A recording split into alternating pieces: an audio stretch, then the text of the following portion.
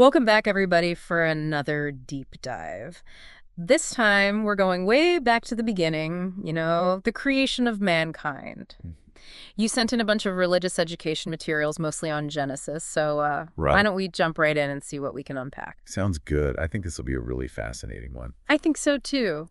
Now, you had some specific questions about humankind's place in all of this, like, our role and how we relate to God. Yeah, Yeah. exactly. I mean, there's so much to think about there, like on a practical level, but also like symbolically. Absolutely. Well, one of the first things that caught my eye in these sources was this idea of mankind as, get this, regents and vicegerents. Oh, yeah. They actually use the analogy of ancient kings setting up images of themselves all over their kingdom, which I thought was pretty clever. It is a good analogy. It's like, okay, so humans are created in God's image, right? Right. So we're basically acting as his representatives here. We're not just living here, we're entrusted with some real authority, Yeah. like mini rulers almost. Right. We're like caretakers. Yeah. But also the text keeps using the word dominion, which makes me wonder about the implications for, I don't know, especially with everything going on with the environment these days. Yeah, I mean, that's the question, right? Like, what does dominion really imply? Is it about taking care of the planet, or is it, more about having the right to use it however we want? That's something people are still debating today. For sure. Another thing that always kind of trips me up with Genesis is those two creation accounts. Like, you'd think they'd be the same, but they Yeah. seem different. And the sources you sent in actually talk about this, so I'm really curious to hear what they have to say. Yeah, I mean, at first glance, Genesis 1 and 2, they do seem kind of contradictory, Totally. But what these sources do is they point to these things called Toledot sections. They're like headings almost hmm throughout Genesis that show like a change in focus or theme. So instead of seeing them as two totally different accounts that might even clash, they're saying that Genesis 2 is more like a close-up on humans, like still part of the bigger creation story. Exactly. It's not so much a contradiction as it is like zooming in. And actually, the Toledot thing, that's not just for those two chapters. It suggests like a structure for the whole book, like maybe how it's put together from different sources, you know? Wow, that is fascinating. So, like, looking for those Toledot sections could reveal even more meaning in Genesis. Yeah, potentially. Okay, so focusing in on the creation of man specifically, one thing I always find interesting is that he's created last, like after all the other living beings. It's a detail that makes you wonder, doesn't it? Like, why is that? Is it just chronological or is there a deeper meaning there? The sources seem to think there's a reason for it, like it's showing that humans are meant to be at the top of creation. And he's formed from the dust of the ground, which, I don't know, seems way more symbolic than just like being spoken into existence like the sky or the stars. Oh, absolutely. It's like you're showing our humble beginnings, like Yeah. we're made of the same stuff as the earth. It's a reminder of our connection to nature, which maybe we've lost touch with a bit. And then there's that part where God breathes the breath of life into him, which he doesn't do with any other creatures. It really sets humans apart. It does, and it raises some interesting questions, like what is this breath of life exactly? Is it literally breathing, or is it something more? Some scholars think it represents the soul, like the spark that makes us different from animals and lets us do things like, have a conscience, make moral choices, and even connect with God. It's almost like that breath gives man a part of God himself. And that makes the whole very good description even more powerful, like a divine seal of approval. Exactly. It suggests that humanity, in its original form, was inherently good, reflecting God's own goodness.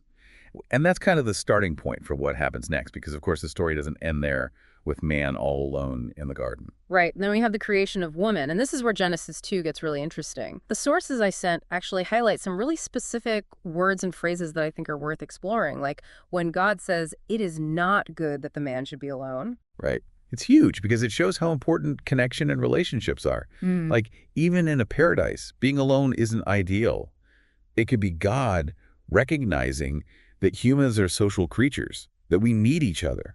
Then there's the description of woman as a helper fit for him. Now, some people have used that to say that women are supposed to be subservient, but the sources you sent, they disagree with that. They really focus on the Hebrew word they used there. And they have a good reason to. That word helper, in Hebrew, it's ezer, and it's a really strong word. It's used a bunch of times in the Old Testament and often to talk about God himself. Oh, wow. So when God's called a helper, it doesn't mean he's weak or below anyone, right? It means strength, support, even rescuing. So these sources are saying that this word actually suggests that women have a higher status, not a lower one. Yeah, that's the idea. It challenges the traditional interpretation and focuses on the partnership and equality that's there from the beginning. Yeah. And that partnership thing, you see it again with the naming. So Adam names the animals, showing that he understands them, but when it comes to the woman, he names her Isha, which comes from Ish, meaning man. So it's like he's recognizing their shared origin. They're connected. Wow. It's amazing how just looking closer at the language reveals so much. Makes me want to get a Hebrew dictionary and start going through the whole text myself. Yeah, it's definitely worth it. And since we're talking about names, it's important to note that in Genesis 2, she's just called woman. Oh, right. The name Eve, that comes later. The sources seem to be emphasizing that we should stick with the original terms and the order they appear in the text. Okay, so no Eve yet, just woman. And then there's that beautiful part where God blesses them and tells them to, be fruitful and multiply and fill the earth and subdue it. That's almost like a mission statement for humankind. It is. It's a task given to both of them, man and woman, like a shared responsibility to care for creation and make sure it thrives. They're partners in fulfilling this divine mandate. But that word subdue, that takes us back to what we were saying about dominion, doesn't it? Like, what does it really mean to subdue the earth? To use it up or to nurture it? Yeah, for sure. Those are some big questions, especially when you look at all the environmental problems we're facing today. Definitely adds another layer of complexity to this, like seemingly simple command. We really need to think about these things carefully. We've covered a lot so far, from regions and vice regents to, Hebrew words and Toledot. It's amazing how much depth there is in these creation stories. Yeah, and we're just scratching the surface. The more you look into it, the more questions come up, Yeah. which I think is what makes it so interesting. And speaking of questions, one that always comes up for me is, what does it actually mean to be made in God's image? We talked about being caretakers and all that, but what does it mean, like, deep down? Yeah, that's the big one, isn't it? People have been debating that for, like, forever. The sources you sent have a few different takes on it. Some of them talk about this shared tripartite nature, like how God is Father, Son, and Holy Spirit. Humans are body, soul, and spirit. Right, so we've got the physical body, then the mind and emotions, like what some people call the psyche, and then that spiritual part that connects us to something bigger. Exactly. Kind of like a reflection of the Trinity, but obviously not on the same level as God. Right, of course. That's a common interpretation. And it fits with how Christians understand God, but the sources also suggest that maybe it's more about shared characteristics, not necessarily this like exact structure. So it's not about looking like God, but about having some of the same qualities, like in the way we live and interact with the world. That's it. Think about things like creativity, or the ability to love and have relationships, or even just having a sense of justice and compassion. Those things set us apart from the rest of creation, and some people say they reflect parts of God's nature. It's like we get a glimpse of God through those things, a blueprint for how we should live. It makes you think about things like art and music and even science, all those things that seem to come from this uniquely human capacity for creativity. It's pretty amazing when you think about it, and it ties back to that idea of us as vice-regents, right? Mhm.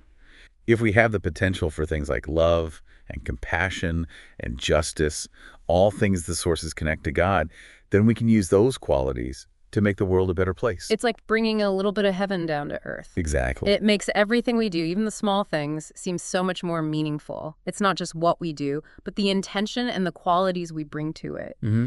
And I think it's important to remember that these sources, they don't give a definitive answer about being made in God's image. That's right. It's open to interpretation. Which I guess can be tough, but also kind of freeing. It's really both. Tough because we have to wrestle with these big questions, but freeing because it lets us grow and reflect on things in our own way. It's not like a one-size-fits-all answer.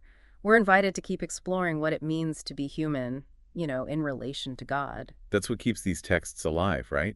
They're not just old stories. They're living things that keep speaking to us and challenging us in new ways. Oh, for sure. Hmm.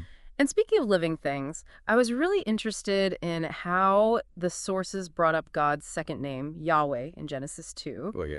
It seems like such a little detail, but the way they explained it was really fascinating.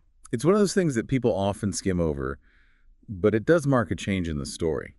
The name Yahweh, it's usually translated as Lord in English Bibles, and it's a really big deal. The sources you sent, they get into where it comes from, and they suggest it means something like he is, he has been, or he will be. So it points to God's eternal nature, how he's outside of time. Right. It emphasizes God's constant presence, his unchanging nature. But it's more than that. Yahweh is considered God's covenant name, like the name he uses when he makes a personal agreement with humanity. And that makes it even more important that it appears in Genesis 2, right? Because that's where we see the creation of woman and the start of the first family. That's a key moment. Yeah. And it sets the stage for all the covenants that we see later on, like with Noah and Abraham and eventually the new covenant with Jesus. Wow. It's amazing how this one name ties the whole story together. And while we're talking about names, the sources also mention the Jewish tradition of not saying Yahweh out loud and how that led to the word Jehovah. Right. I've always been a bit confused about that. Yeah, it's kind of a weird one. Basically, it all comes down to respect. The Jewish scribes, they had so much reverence for God's name that they didn't want to accidentally say it while reading scripture. So whenever they saw Yahweh, they would say Adonai instead, which means Lord. That makes sense, but how did we get from Yahweh to Jehovah if no one was saying it out loud? Well, centuries later, people started adding vowels to the Hebrew text to help with pronunciation. And they accidentally combined the vowels from Adonai with the consonants from Yahweh, creating Yahweh, which then became Jehovah. So it was like a linguistic accident. That's not what I was expecting at all. It shows that even the most sacred texts, they're still subject to human interpretation and sometimes human mistakes. But it also shows how powerful these names are. They still resonate with us even after thousands of years and all these linguistic changes. It makes you wonder how many other layers of meaning are hidden in the words and phrases we just take for granted. It seems like every time we dig deeper into this creation story, we find even more complexity and nuance. That's what makes it so fascinating, right? Yeah. There's always more to discover. I don't know about you, but I need a minute to think about all this before we go to the last part of our exploration. I agree. I think our listeners might feel the same. We've covered a lot, from the image of God in humans to the power of names. But as we've seen, these ideas are all connected like threads in a tapestry. Yeah, it's amazing how these stories from so long ago can still feel so relevant to us today. I don't know about you, but I always end up thinking about, what does it all mean if we're really made in God's image, responsible for taking care of creation and having this relationship with God? What does that actually look like in real life? It's a question we all have to wrestle with on our own, isn't it? There's no one right answer. But maybe that's part of what makes it so interesting. We get to explore these ideas, based on our own lives and experiences and how we see the world. It's like we're given this huge framework for understanding who we are and where we fit in, but we also get to fill in the blanks, make it personal. Yeah. Which can be a little scary, but also really exciting, for sure. I think it also reminds us that faith, at least the way the sources present it, isn't about just blindly accepting things or following strict rules. It's about engaging with those big questions, thinking them through, and letting them shape who we are and how we live. It's a journey, not a destination, right? Exactly. And speaking of journeys, as we wrap up this deep dive into the creation of mankind, I keep thinking about how this story, it's still going on.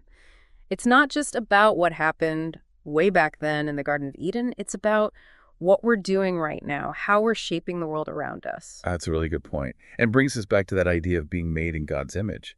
If we really do reflect parts of God, then everything we do, our choices, our whole way of being in the world, it all matters a lot. It's like we're creating too, adding to the ongoing story of creation. That's a pretty amazing, but also kind of intimidating thought. Yeah. Amazing because it means we have so much potential to make a difference, but intimidating because, wow, our choices really do have an impact on everything, ourselves, each other, the whole planet. It's not something to take lightly. And I think that's the biggest takeaway I get from all of this whole deep dive into the creation of mankind. We're not just watching this grand story unfold. We're part of it. We're writing it. And what we choose to do, the stories we tell, how we live our lives, it all adds to the narrative. It's a good reminder that even though these stories are old, they still speak to us today. They go straight to the heart of what it means to be human, to ask those big questions about meaning and purpose, to figure out our limits and what we're capable of. And maybe most importantly, they remind us that we're not alone on this journey. Couldn't have said it better myself. Yeah. I think that's a great place to wrap things up. We've only just scratched the surface here, but I hope this deep dive has given you, dear listener, something to think about. Maybe it's raised some new questions or giving you a deeper appreciation for these amazing ancient texts. Whatever it is, we hope you'll keep exploring, keep digging, keep asking those questions, keep searching for those deeper layers of meaning. Who knows what you might find? Until next time, happy diving.